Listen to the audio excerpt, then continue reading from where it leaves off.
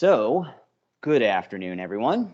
For those of you who I haven't met yet, I'm Jonathan Fertig, an architect in the commercial studio here at Davis. Last spring, I became the first certified passive house designer in the office and one of only a handful in Colorado. I'm thrilled to bring you all up to speed today, particularly as the world's leaders gather in Glasgow for the COP26 summit. Sustainability has never been more important in architecture, and we have to be part of the solution to the accelerating climate inequity crises.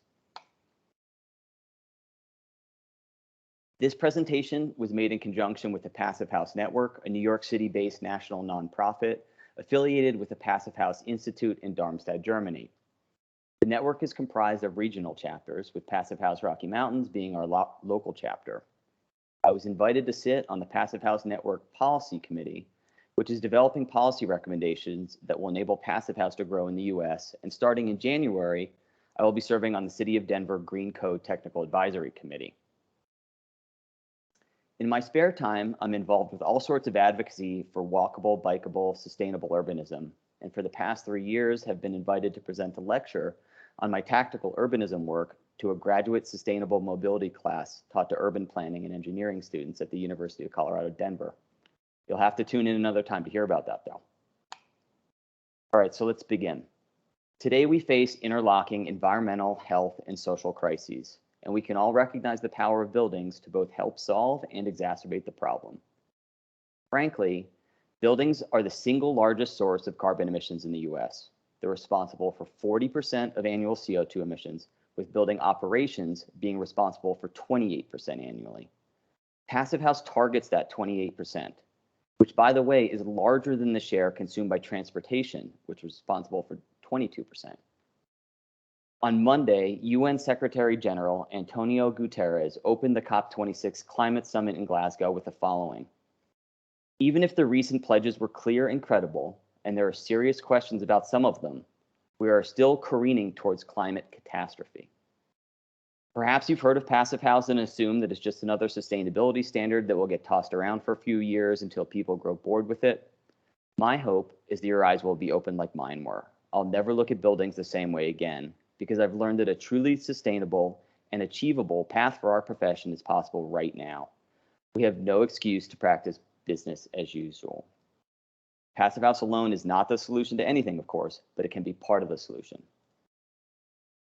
I want to start here with a global look at the diversity of Passive House buildings completed or underway. This is the Illwerk Center Montanfon in Vandans, Austria, by the prolific Passive House architect and professor at Technical University of Munich, Hermann Kaufmann. Owing to their proximity to Darmstadt, the home of Passive House, you'll find that Austria and Germany have some of the most impressive projects because they've been doing it for 30 years. It's illustrative that this is the office building for a power company, because what you'll find is that it's power companies who have become some of the most ardent champions of Passive House design. In Vancouver, the local power company, BC Hydro, went so far as to produce over 2,000 pages of thermal bridging details and analysis while promoting the adoption of Passive House into the local building code, one of the most high-performance codes in North America. In New York, NYSERDA, the New York State Energy Research and Development Agency, has likely been the strongest partner in the US, funding training for hundreds of people inside and outside of government, and ensuring that New York City leads the country on delivering ultra-efficient buildings at a massive scale. In China, Passive House is exploding. This is Gaobeidian Railway City, the largest Passive House project in the world, a mix of housing, offices, and retail. It's 3.5 million square feet, over 8 high-rises, 12 multifamily buildings, and 6 villas. As of 2019, there are 73 different manufacturers of Passive House certified windows in China. While Passive House originated in Germany, many of the new developments in heat pumps and energy recovery ventilation units come from China. This is where Passive House is growing at scale like we need here. In Exeter, UK, St. Sidwell's Point, a municipal leisure center with a big indoor swimming pool, is nearing completion, showing that even buildings with significant internal humidity can be handled with this methodology. Today, Exeter builds everything to Passive House standards, including affordable housing, schools, and administrative buildings.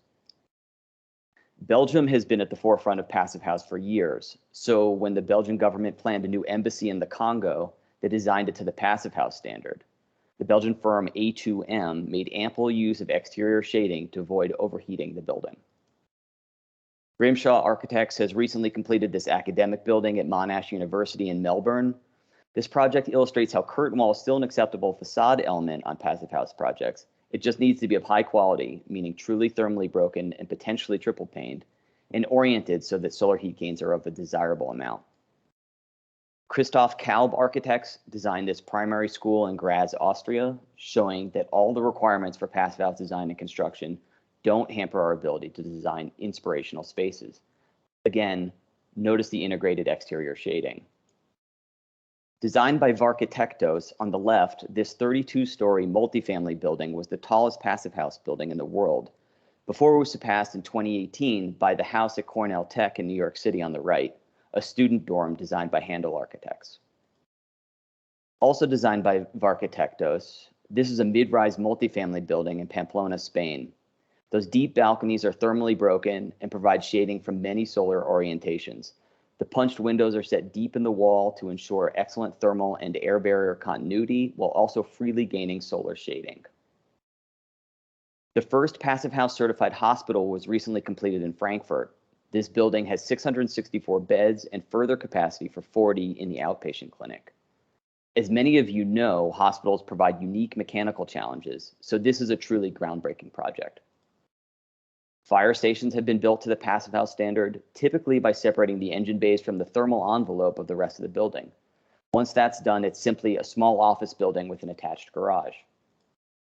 The Northland Newton project outside of Boston is a 14-building mixed-use development under construction, at which 12 of the buildings are being designed to the passive house standard.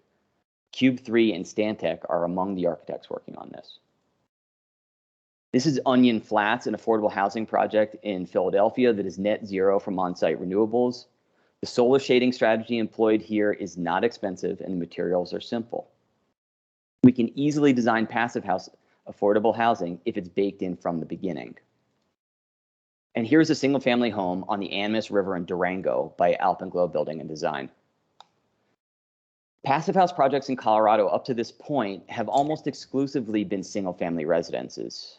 Hopefully we can do something to change that because as you've seen, nearly anything we currently design could be done as a passive house.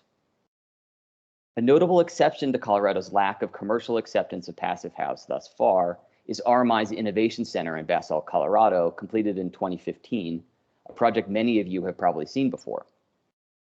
This project is the highest performing building in the coldest climate in the country and has the following certifications: LEED Platinum, International Living Futures Institute Zero Energy Certification, and International Living Futures Institute PETAL Certification. And lastly, it has FIAS Plus Source Net Zero Passive House Certification. So it's that last one that I briefly want to mention in more detail. Unfortunately, owing to some philosophical differences, there are two passive house certifications for architects, buildings, and components in the US. The Passive House Institute of the US, or FIAS, which is based in Chicago and operates independently, and the Passive House Network, based in New York, and which is associated with the Passive House Institute in Germany and follows the same standard as the rest of the world. From experience, I can tell you that this is a confusing landscape when first setting out. I ultimately settled on pursuing passive house certification through PHN after I was put in touch with the director, Ken Levinson. However, the FIAS standard does result in ultra-high performance buildings based mostly on the same foundation as the global standard. They take a different approach to energy modeling, relying on a special WUFI package instead of the PHPP energy model that I'll describe later. And FIAS's approach to accounting for regional temperature differences in the US also deviates from that established by the Passive House Institute in Germany. Okay, look, we must eliminate carbon emissions. Here, the architecture drives energy efficiency. We must protect occupant health. Hygienic indoor environments are a foundational concept. We must provide storm resilience. We can provide the safety of a robust shelter in place. And we must provide affordability. This cannot be for the wealthy alone. Passive house provides affordability both in construction costs, but more importantly in operational costs. And in these uncertain times, we need to mitigate future risks. Buildings are huge investments. Today, with the fast-changing regulatory conditions, These investments are fraught with challenges. Cities are moving towards codes that require energy upgrades on existing buildings. Today's new building is tomorrow's existing building. How do clients lower their risk? This is a great place to start. We're headed to a zero carbon future with Denver's green code scheduled to be fully integrated into the building code by 2035. There are 4 compliance paths for energy efficiency, Chapter 7 of the Denver Green Code. As you see, passive house certification is one of them, and we can build to meet that future today. So perhaps not surprisingly, it starts with vernacular architecture. Southern China is of particular relevance because it was the study of the performance of buildings there that helped inform the work of Bo Adamson, a Swedish academic launching the passive house idea for a research project in Europe. Another interesting example is the Norwegian polar explorer ship, the Fram, which contained all the principal strategies of passive house building with fresh air and the occupants' comfort provided by only a single lamp burning. In Denmark, the DTH Zero Energy House provided valuable experiences directly incorporated into the start of passive house research. In Germany, a super-insulated experimental home showed the potential of passive measures providing energy savings on the order of 10 to 20 times. And in the US and Canada, pioneers like Wayne Schick, William Shircliffe, Amory Lovins, Harold Orr, and others pushed super-insulated developments in the 70s and 80s. These and many more examples were the precursors of the birth of the modern passive house. So I should note here that none of these precedents were what we call passive solar buildings that proliferated in the 1970s. These precedents are not overglazed and rely more on a balance achieved with super insulation. It's understandable that people mistakenly draw a direct connection between passive solar and passive house because of the similarity in name and the use of passive solar heat gains, but the connection continually causes confusion and incorrect assumptions. The first passive house was built in 1990 as a physics experiment in Darmstadt, Germany by Dr. Wolfgang Feist, the founder of the Passive House Institute, and included Bo Adamson, among many others. It's composed of 4 attached row houses with custom building components developed for the experiment. This research solidified the underlying principles and strategies that would become the standard. So what came out of this research was that despite our focus on energy efficiency and seeing comfort and health as a result of efficiency as side benefits, it's instead that the focus on occupant comfort and health that drives performance. It starts with the occupant. A passive house is a building for which thermal comfort can be achieved solely by post-heating or post-cooling of the fresh air mass, which is required to achieve sufficient indoor air quality conditions without the need for additional recirculation of air. I'll read that again. A passive house is a building for which thermal comfort can be achieved solely by post-heating or post-cooling of the fresh air mass, which is required to achieve sufficient indoor air quality conditions without the need for additional recirculation of air. This describes maintaining comfort and health with 100% fresh air with a very low capacity for heating and cooling energy. You need a very energy efficient building to achieve this. So what we have here is a comfort and health standard producing an energy standard. This diagram shows homes, but it could be any type of building with heat losses below the middle line of equilibrium and heat gains above the line. In most buildings, which are relatively leaky, large active heating systems are required to bring the building into balance. The gains must equal the losses. Well, the passive house building requires a tiny fraction of the energy to be brought into balance. What's depicted here is a 10-time reduction in heating and cooling demand. 10 times. This dramatic reduction in energy demand demonstrates the power of the optimized building. We've experienced this with the computer industry, where computers get ever more powerful while using much less energy.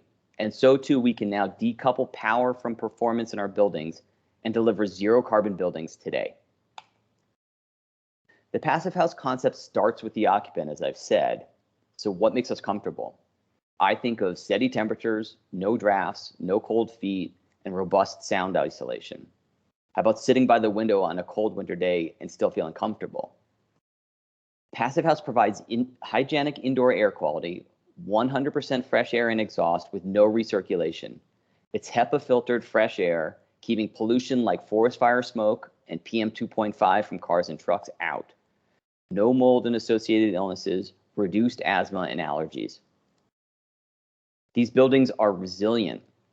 We can shelter in place indefinitely in the winter and for an extended period in the summer, long enough for the power company to get things up and running again, or giving your on-site renewable system the ability to power a larger share of the building load. In only this past year, we've seen numerous large-scale catastrophic natural disasters that left millions of people, especially the economically vulnerable, without power for extended periods of time. That's not a one-off occurrence. That's now our reality, and we need to design our buildings to withstand what was once unthinkable. This example is from a home in Brooklyn during a polar vortex. The black line is the exterior temperature diving down and staying freezing for 4 days. The red line is the interior temperature, relatively steady, and we see the one moment in the week when the family finally turned the heat on. We can deliver high quality, comfortable, and healthy homes that cost dramatically less to operate. The enormous reduction in energy usage also protects people from energy shocks.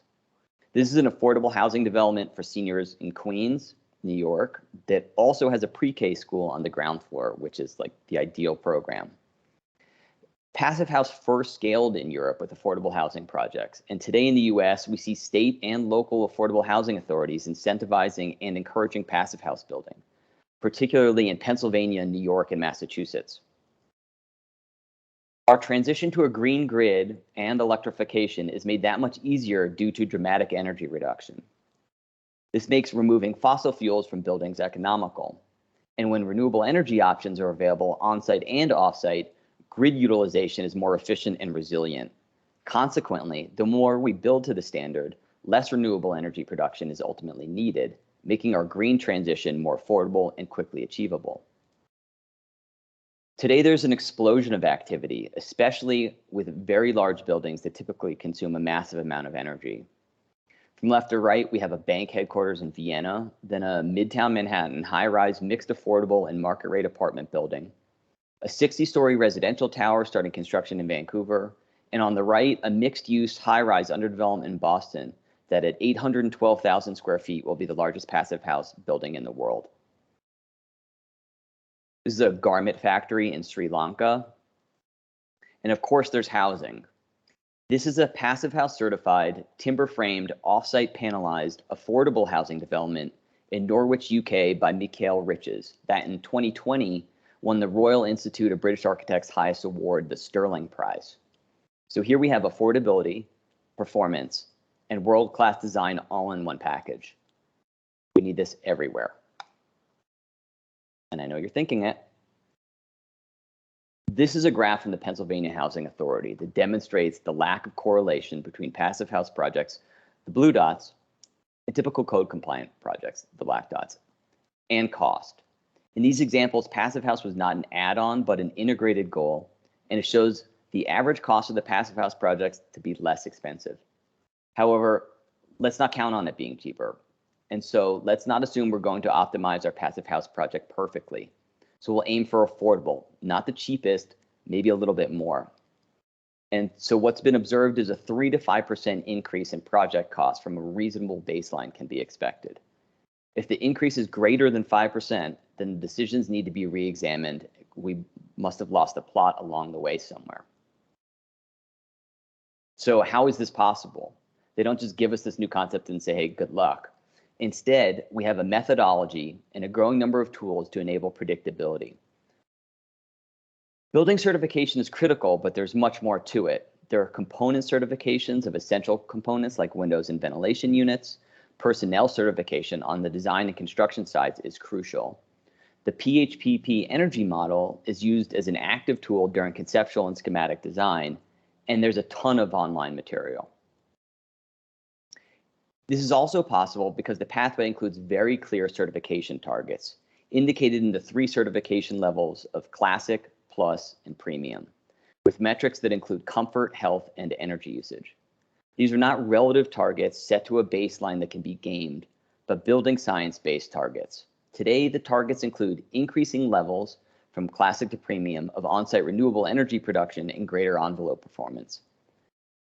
When considering energy usage, the 3 levels of Passive House certification are not remotely comparable to the levels of LEED certification. While a LEED bronze building is marginally better than code, the baseline Passive House Classic certification is vastly better than code and net zero ready. The certifications also extend to retrofits, where there's so much work to do on our existing building stock, with the EnerPHit standard. EnerPHit similarly includes higher levels of performance and renewable energy integration. EnerPHit provides flexible pathways, including a step-by-step strategy that allows for phasing of work in sync with the replacement cycles of the building systems, ensuring that the Passive House performance is the end result. This provides a great opportunity to engage with clients who need to raise money over an extended time horizon, but who want to start energy retrofitting now. There are 12 independent certifiers operating in the US today, with EMU based out of Arvada, Colorado as our local certifier. They work cooperatively, sharing experiences and information with each other, and the certification process from day one of your project is critical to success. So how do you make a Passive House building? We are, after all, attempting to future-proof architecture for the climate crisis, but we can't break the bank while doing so, or we won't have any clients. This integrated methodology focuses initially on the enclosure, which encompasses the first 4 principles of climate-specific insulation levels, thermal bridge-free connections, and air tightness in high-performance windows and doors with solar protection. Then ventilation via a high-efficiency heat recovery unit, and lastly, on active heating and cooling if required. We'll start by looking at the role of insulation and thermal bridge-free connections. So as you know, a thermal bridge is where there's a break in the insulation and heat can more easily escape. We'll then look at air tightness, high performance windows and doors with solar protection, and high efficiency heat recovery ventilation. These are key ingredients or principles. These key areas and more are all entered into the Passive House Planning Package, or PHPP, the energy model. PHPP is an Excel-based tool which allows the designer to simulate the behavior of the building both during peak times in winter and summer and over an entire year. This flexible, easy-to-use model allows for quick design iteration. To aid in this process, there's also a SketchUp plugin called Design PH that links the information in the SketchUp model to the PHPP energy model in Excel. With that, let's take a closer look at the basic principles, starting with the first, right-size continuous insulation. Generally, this means more insulation than normal, but not always. The idea is that you want to insulate to where you don't just shiver, but you are actually comfortable. Typical buildings are like an underdressed kid foregoing a puffy for a cotton hoodie in midwinter. They'll survive, but do you want to live like that? We know that if you wear the right layers and a good jacket and hat and gloves, you can not just get by in the cold, but actually be warm and comfortable at 12,000 feet. These buildings are the same way. Principle number 2 then further this to make sure we don't have breaks in the insulation. In typical construction, thermal bridges may not seem important in isolation, but they can completely undermine the building's performance. If we think of a thermal bridge as a cut, our projects can easily die from 1,000 thermal bridge cuts if we're not very careful. How many windows were on the last project you worked on? 100? 500? If every one of those windows has a thermal bridge on all 4 sides, we're creating a big problem. And yes, our typical, quote, thermally broken window that we specify has massive thermal bridges when compared to a certified Passive House window. Examples of thermal bridges abound. The thermal image on the lower right shows the common balcony connection turning the building into a radiator to the world. The colder interior surfaces can cause condensation, as we see on the window frame at the upper right, and mold on the left. To overcome them, we typically overheat, treating the symptom with brute force. With Passive House, we avoid the problem in the first place. So you're probably thinking, well, that doesn't happen on our buildings. And so I live in a 13-story multifamily building that's only 20 years old. The thermally broken aluminum frame windows in my unit develop condensation on the frames in the middle of the winter, and I've found small amounts of mold beginning to grow in the areas of high condensation. Thermal bridges typically occur at junctures where the floor meets the wall or a wall meets the roof, at window frames meeting walls, or balcony connections. The energy loss causes thermal discomfort, condensation, and moisture damages. Traditional energy models don't account for thermal bridges and are a big contributor to the oversizing of mechanical systems, just to be safe. We can instead look carefully at all these connections and junctures, work through the construction details, and eliminate the thermal bridges entirely, or minimize and calculate them. We include them in the PHPP energy model, resulting in increased predictability and lower risk construction. Principle number 3 is an airtight enclosure. We need to set the record straight at the start. Yes, you can open the windows in a passive house building. The fundamental idea at work here is that it's very difficult to control the quality of something if you don't first have control of the thing itself. If the enclosure is leaky, polluted outdoor air can move freely through the building. Consequently, the only way to have any sense of control is to overcome it with power. Never sure if a space is properly ventilated. Like thermal bridges, we're treating the symptoms with more brute force. But in an airtight environment, the air is under control, and we can very efficiently and predictably maintain its quality. Airtightness sets the table for healthy indoor environments. So with that set straight, let's take a moment to talk a bit more about why airtightness is so important. And it's because it profoundly affects so many fundamental aspects of building performance. We've just spoken about it supporting indoor air quality. What about comfort? Well, it eliminates drafts that we need to overcome within large mechanical systems. Airtightness also protects the enclosure from moisture damages. Airtightness radically reduces heat loss. If we take two buildings, both well insulated equally, but one is leaky and the other passive house airtight, which if you're wondering is 0.6 air changes per hour as verified by a blower door test, which is an order of magnitude better than typical construction, the difference in heat loss could easily exceed 5 times. They become totally different buildings based on airtightness alone. Number 4 is high performance windows and doors with solar protection. These buildings don't have tiny windows. We're not building Ks. We utilize passive solar heat gains, but we are very conscious about the energy balance, about solar protection and the consequences. The key here is that the windows and doors act not simply as a provider of views in daylight, but as a critical component of our continuous insulation and airtight layers. The windows themselves are often triple pane, truly thermally broken, and airtight with 3 layers of gasketing. The window connections to the surrounding construction and air and insulation control layers must be airtight and insulated as well, thermal bridge free, of course. This all gets you deep into the construction details. Passive house windows can come in any type: metal, wood, metal-clad wood, PVC, and fiberglass. There are dozens of suppliers to the US market, and there are several North American manufacturers producing passive house certified units. Locally, Alpine Windows in Louisville, Colorado was the first American window manufacturer to receive certification. Window quality is a primary driver of comfort, and while there are many factors, the fundamental idea is that our typical windows result in significant temperature asymmetry. In winter, the window is colder than adjacent surfaces and you can feel it. This temperature gradient creates convective currents that need to be overcome with perimeter mechanical systems.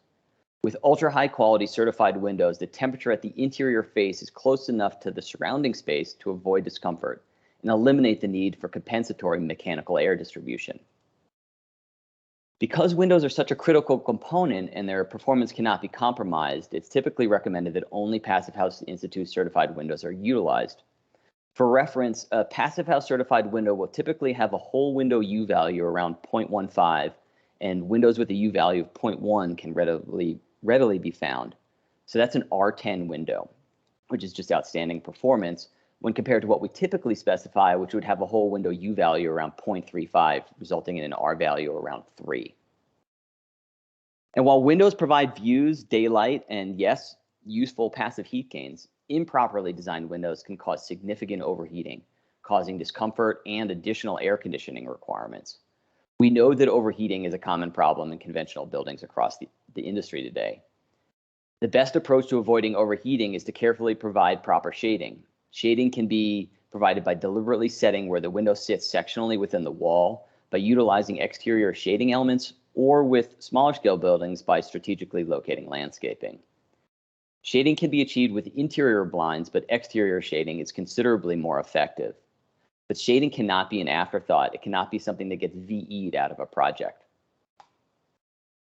Lastly, we have high efficiency heat recovery ventilation, and in the case where humidity also needs to be managed, it's called energy recovery ventilation. Recall the definition of passive house. A primary goal was to ensure effective hygienic ventilation. Today, whether it's coping with the COVID-19 pandemic or yearly forest fires that render the air toxic for months on end, hygienic ventilation cannot be optional. Add to that the long history of poor health outcomes for marginalized communities living adjacent to industrial production, such as in Globeville, Elyria, Swansea, a stone's throw from the Suncor oil refinery. And of course, hygienic ventilation should be a foundational goal. And remember that what's going to set the stage is the airtight enclosure. There's no pollution infiltration through a leaky facade, as happens in typical construction. Now, typical buildings have ventilation systems, just mediocre ones when compared to passive house, often providing only intermittent exhaust from bathrooms and kitchens that don't ensure good ventilation everywhere. And commercial buildings often include a lot of recirculated air. In a passive house building, 100% fresh air is provided to every served space, bedroom, living room, office, classroom, etc., and 100% exhaust from every service area, bathrooms, kitchens, utility areas, etc. This all operates continuously 24/7. The systems are laid out to ensure that all spaces have robust ventilation. Again, there's zero recirculation. So such a system of 100% air changes would normally be prohibitively expensive to operate because typically you need to heat or cool that fresh air to maintain comfortable interior conditions. But this gives us the passive in ventilation because there's a passive heat exchange element located in the fan unit that allows the heat and energy from the outgoing airstream to move to the incoming airstream.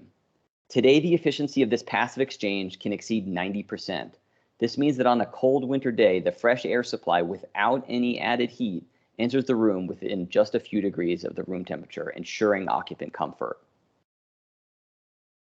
In looking at the energy balance of the building and the building design, we're also going to look at things that provide internal passive heat gains as well, the people, appliances, and equipment, the lighting and mechanical systems, because they can contribute significantly to providing the heat needed in winter. It all goes into the PHPP energy model.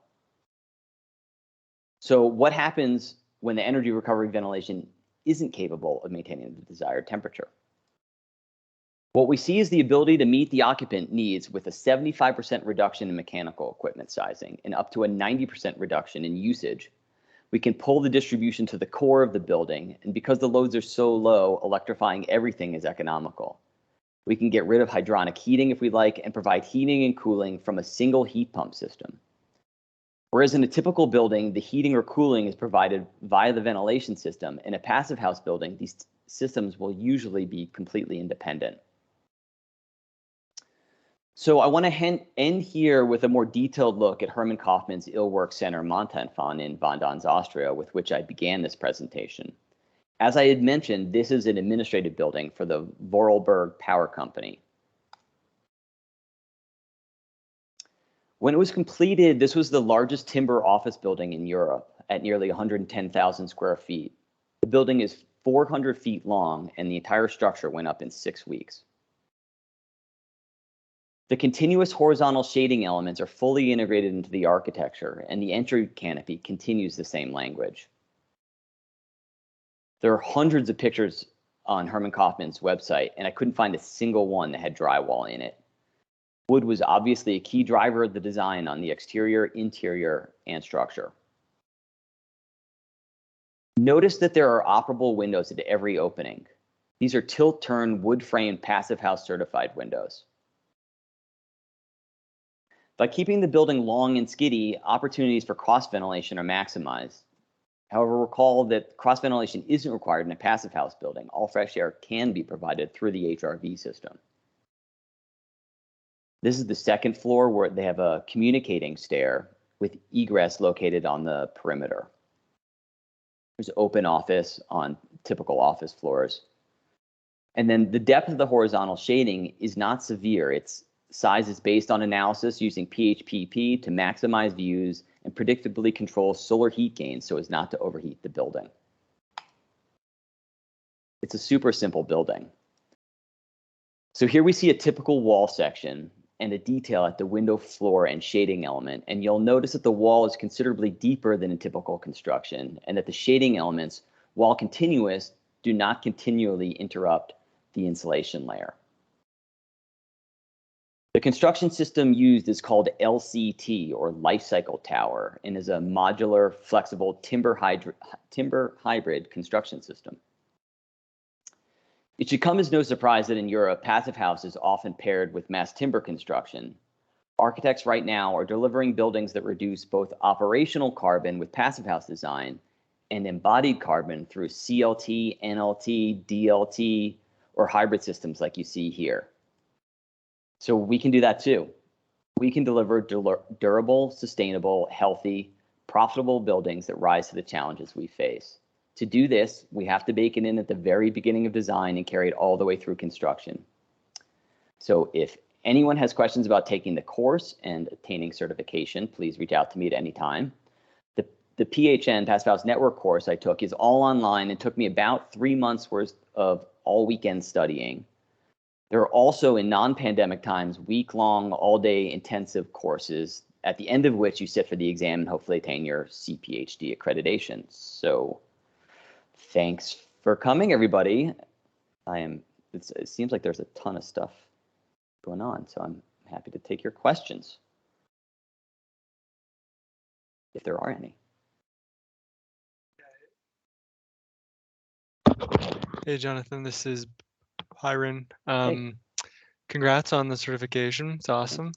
I was also going to ask, did you put together the presentation? Is this yours? It's a combo. I mean, yeah, I put together probably 70% of it, and then some of the diagrams are from Passive House Network. It's really good. It's Thanks. really good. I thought it was great that it was like the content that's specific to Passive House and also has impact on your, or I'm sorry, it has some relatability to what's going on in Colorado. So that was great. I have a couple of questions for you. Mm-hmm. So the first is, you had mentioned that some of the European utilities are starting to, or they're pretty immersed in trying to incentivize this.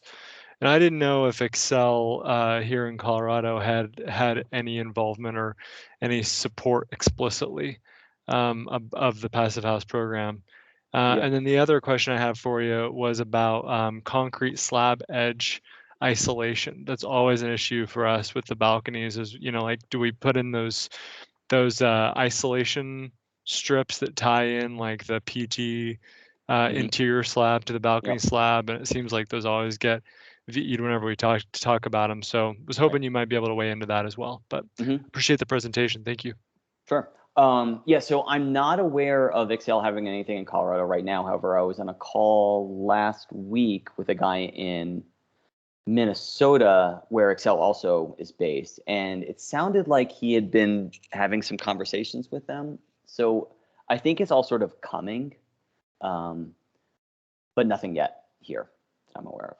Then, yeah, as far as balcony isolation, yes, I mean that, what is it, the Shock, is, I think, right, is that company who sells that that sounds balcony right. Isolation thing that's super snazzy, and gets VE'd. And yeah, I mean, you know, it has to be something that's talked about and understood, that if you want balconies, we're going to thermally isolate these things. We're not going to create big radiators. And you know, there's other places in the building to simplify, but it's just a place that, you know, we can't do that detail anymore. Like, nobody in Europe is doing that detail the way that we do it, right? You know, if we do it with steel, there's probably cheaper isolation products. If it's steel to steel. But yeah, I mean, the concrete, it's tough. You know, in a lot of the projects now too, they're pushing wood as well. So the wood details are potentially easier to isolate than the concrete ones. Yeah, and the prefabricated ones are easier too, because you can just attach them to the knife plates and maintain the majority of your continuous insulation. Just seems like on the type 1 and type 2 projects we do, it just is more challenging. Yep. But okay, appreciate your insights. Thank you. Yeah, sure. Hey, Jonathan, it's Kevin, quick question. Something you said was pretty darn interesting. You talked about how you had 100% outside air and how it still wasn't, you were able to temper it somehow. I mean, you talked about it, but I'm not sure I completely followed that. It's just, Yeah, I think that I'm assuming what you're talking about is how the energy exchange works between Right. interior air and fresh air. Yeah. So the HRVs, the heat or energy recovery ventilation. Let me see if I bring that slide up. I mean, it's a pretty cool idea. Yeah, it's super snazzy, and these things are small. So this is how the HRV works, right? So air is, and this is a passive process. There's no energy input in order to make this happen, other than the fans that put it through. So air is sucked out, and there's a heat exchanger in this box, so that fresh air that's brought in, they cross paths, but not physically, right? So they're separated, but there's an energy exchange, so that the air that's pulled out exchanges energy with the air that's pulled in. And we're using ERVs and HRVs on like large scale RTUs on some of our projects now. There's different types of ones for residential projects, or for sometimes they can just be individual units, individual HRVs that serve a particular residential unit as opposed to a centralized one. There's lots of different strategies. But yeah, and the fact that these operate over 90% efficiency. So 90% of the heat energy that you would otherwise just dump out is getting exchanged with the fresh air that's getting pulled in. And they're like fundamental to this whole thing working. It sounds a little magic. I mean, I It believe does sound like magic, yeah. But it's cool. Yeah. I mean, I was assuming that you couldn't do that, and then you end up worrying about a sealed up building that has sick building syndrome, but this kind of resolves that whole thing. Right. And again, don't forget, this is running 24/7. It's not an on-off thing. It's just constantly running at very low volume. Right. Cool. Anybody else have questions? Yeah. Hey, Jonathan, this is Brian. First of all, thanks for the great presentation. And before today, I hadn't really even heard of Passive House, so it's nice to have that introduction. Mm-hmm. My question is, it seems to me from your presentation that the key difference between Passive House and perhaps any level of LEED certification is maybe Passive House has more of a focus on primarily energy optimization. But you're probably familiar with both, and I wonder if you can give us all maybe a little summary of what you think the differences and similarities are. Sure. Yeah. I mean, like in the RMI building in Basalt, they did Passive House and LEED Platinum, right? So LEED addresses a whole bunch of other stuff that isn't necessarily energy related, but that's still really good to have. Like anybody that's worked with me knows that I'm like the bike parking Nazi, and I make sure that there's really good bike parking. And so Passive House doesn't say anything about that. LEED does, or low flow toilets, or low VOC materials. All of that kind of good stuff is not addressed at all with Passive House. Passive House is specifically targeting energy usage and indoor air quality. That's it's occupant health. And like I had said earlier, that it uses that to drive the energy efficiency. So there's lots of good stuff in Passive. Similarly with like Living Futures challenge buildings that have all kinds of really beneficial stuff from an environmental standpoint that could be combined with Passive House. Some Passive House principles are probably more incorporated in Living Futures challenge, because that standard is considerably more difficult to achieve than LEED. So it's not. I don't think that the two are sort of at odds at all. They're complementary. Yeah, I think that a lot of the basic fundamentals that you covered today with regard to Passive House are easily applied towards the energy optimization credits for LEED. Oh yeah. And so it could only enhance some level of certification, if you will, but just kind of maintaining optimizing the aim of both programs. Right, and like one of the sort of key differences is that this isn't point based like LEED. This has very defined metric. For instance, like airtight. airtightness. So the building has to be airtight to a level of 0.6 air changes per hour. It's not like you sort of work your way there. And the energy use intensity is defined. There's a particular number. I have to look it up. There's a couple of things like that where it's a number that you have to hit. And so you're not building up the stuff other than the sort of increasing levels of efficiency that the 3 levels of Classic Plus and Premium give you. Great. Thanks very much. Sure. Jonathan, kind of a follow-up question to that. When do they do those evaluations? Is it after occupancy? Like I know at the Living Building Challenge, I think it's a 3-year period that they have to meet those defined metrics. So is this certification primarily based on the computer modeling, real life occupancy? How do they go about that? Yeah, I mean, so a lot of it is based on the blower door test because you can't fake that. So if you don't hit 0.6 air changes per hour, then that means that the building is leaky and that the construction isn't great. And so a big part of Passive House is being successful, at least, is getting training with the contractor and the subs. And that's why there's certified Passive House tradespeople programs that train subs to understand that you can't just drill a hole anywhere and not do anything about it. And every penetration through the facade has special fittings that create an airtight seal. And so there's the blower door test, your certifier you work with from the beginning, but then there are the people doing the testing. And, once you've met all the metrics for energy use and airtightness and stuff, that's sort of it. A lot of buildings will do continual evaluation, but there's nothing required. Once you've sort of proven that you meet all of the requirements, you're done.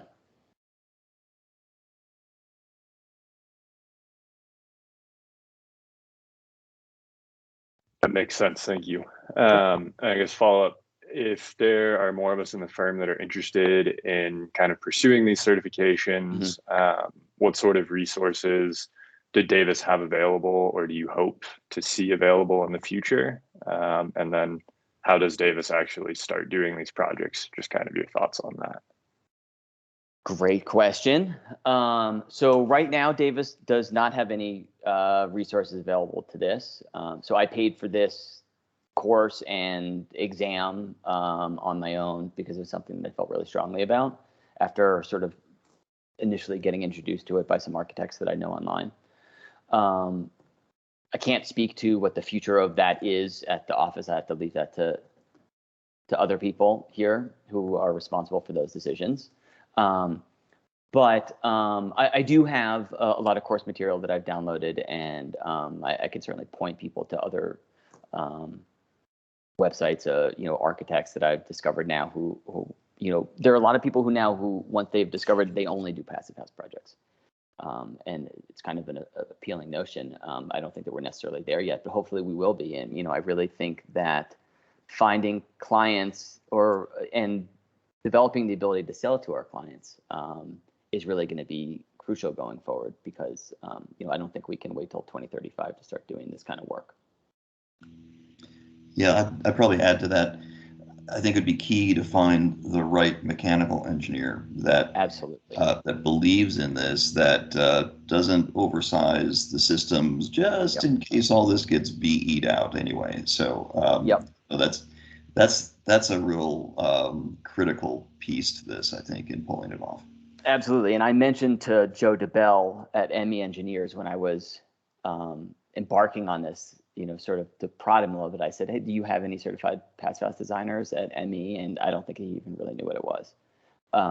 So there are engineers who are doing this work all over the place, especially on the East Coast. Like I said, like New York, Pennsylvania, and Massachusetts are really sort of leading the way in the US right now. Surprisingly, California is a little bit behind. And then Vancouver is really at the sort of top of the game in North America. And so there are a lot of very large mechanical engineers of the type that we work with that are doing this work. I just don't know that there are any locally. And so hopefully we can encourage our consultants to go down this path as well, and so that they're ready when we are.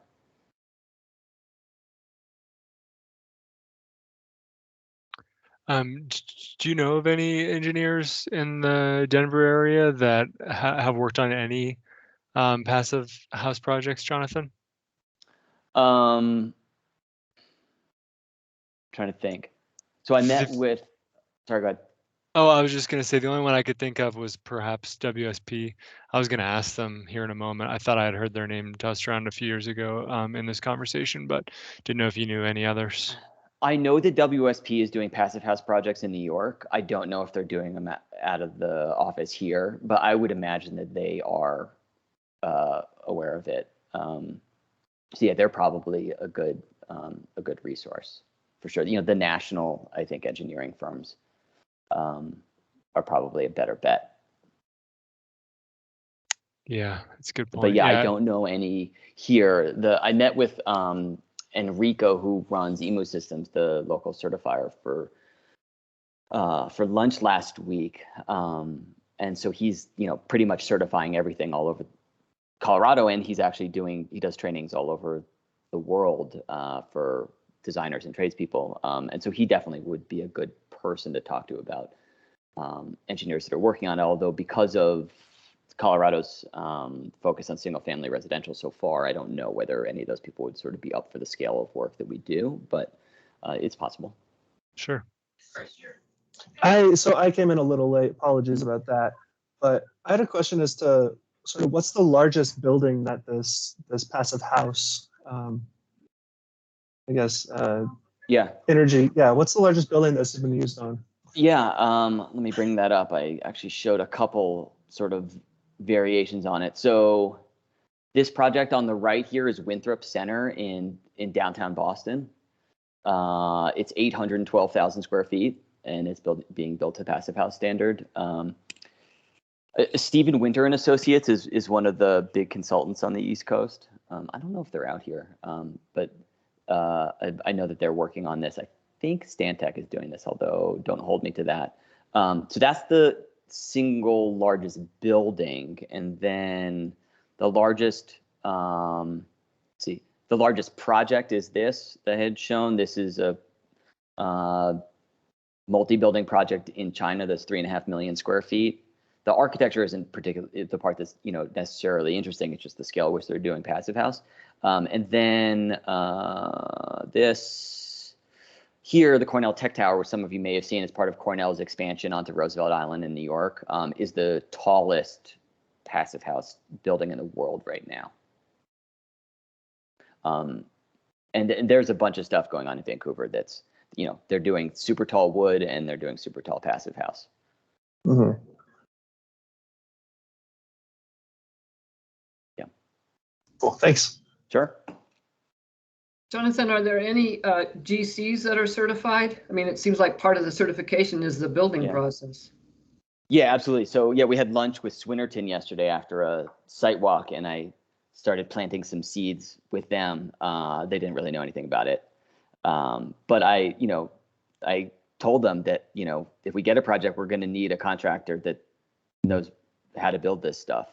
So I was encouraging them to, get a couple of supers, to go through the training process.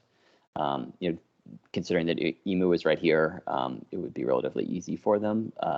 So right now, though, as far as I know, and I don't have like tentacles into the full breadth of the Denver construction market, but my guess would be that it's mostly small scale residential contractors that have the training, because that's where most of the stuff has been done. Hopefully I'm wrong about that, though. All right, thank you. Yeah, I'd be interested. I mean, if people have contacts at contractors, feel free to reach out, and I'd love to hear if anybody discovers large ones that are or have been looking into this. Again, it's similar to the engineering. It's probably the larger contractors that do work all over the country. For instance, like Swinnerton was saying, they have a whole mass timber group that does work up and down the West Coast. So they have. I wouldn't be surprised if Swinnerton has people in those offices that do actually know about passive house. Just nobody local. These guys didn't know about it.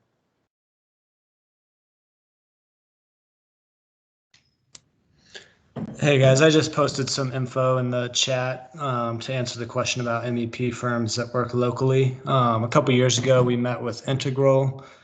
They basically only do net zero buildings and would be a great fit. You know, I've tried to get them in to do meet and greet with partners and associates, and would be happy to do that again if we're looking for those. You know, these guys are really only doing like net zero projects and these super high efficiency buildings, so they're not, you know, the right fit for everything, but that would be one resource to reach out to if you guys had a project you thought was ready to step up to the plate. So. Awesome.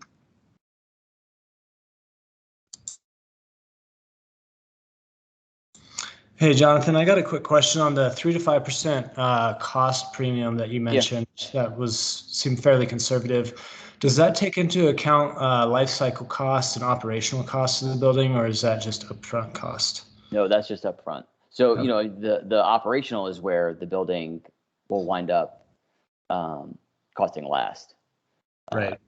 So 3 to 5% is just, you know, on the thicker insulation layer, you know, higher quality construction, you know, sort of testing and all that stuff. All these expensive balcony thermal bridge free balcony connections. I just wanted to bring that up because I think it's a important thing to be clear on when we're having conversations with clients about the cost of the things that we're trying to do. Not all of our projects, our clients are end users, but I would say a good portion of them are. Most of the projects I work on, the client is an end user, either renting out apartment buildings or using an office building, you know, for their company. So that's just something to keep in mind that I know we kind of struggle with how to have those conversations with clients and, you know, all the other important conversations about sustainability that we need to have with all the stakeholders, consultants and everybody. So that's something just to be really clear on. And I think it makes a lot of sense to save clients money in the long run. And there's a strong argument for that with this type of design. So. Right. The clients where it's an easier sell are people who are going to have the building for an extended period of time and pay for the energy costs. If it's somebody who's looking to flip the building, then the argument has to be that this is going to increase the value and desirability of the building, you know, which is a kind of fuzzy concept. Yeah. But yeah, people are going to hold on to the building for a long time and pay for the energy.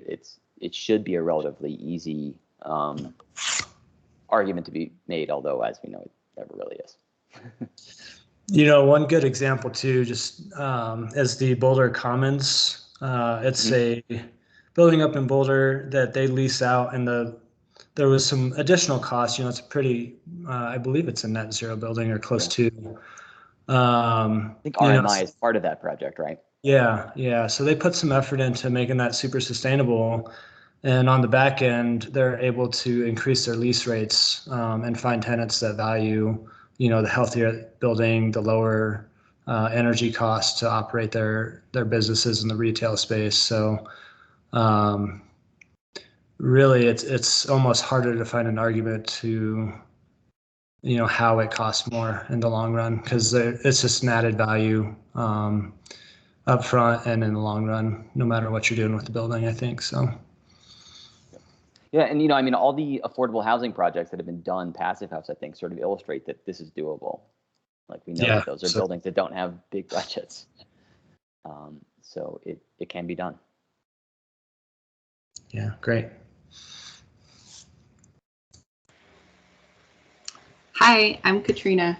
Hey. I actually lived in Germany for the last 3 years or whatever, so that was a cool experience. But yeah, a lot of where we stayed in like military housing, and they had all of the walls were like 12 to 14 inches thick.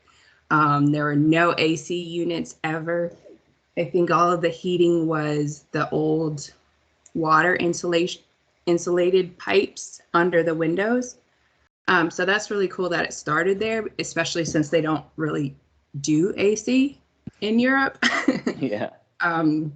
So I was just kind of interested in how like people are perceiving that as going to like a system versus, you know, having the windows open all year round, or, you know, what is that? How does that work moving forward with people that are not used to having air at all? Right. Yeah, and I mean, like I said, windows can be opened in Passive House. Even though the buildings are extremely airtight, you can also still let in fresh air, but you're doing it because you want to, not because you need to. Right. Awesome. Well, that's really cool. Thanks for the presentation. Sure.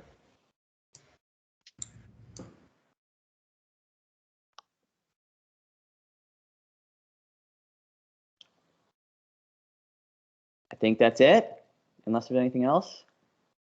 Thank you, Jonathan. Yeah, thanks everybody. Thanks, Jonathan. Thanks, Jonathan.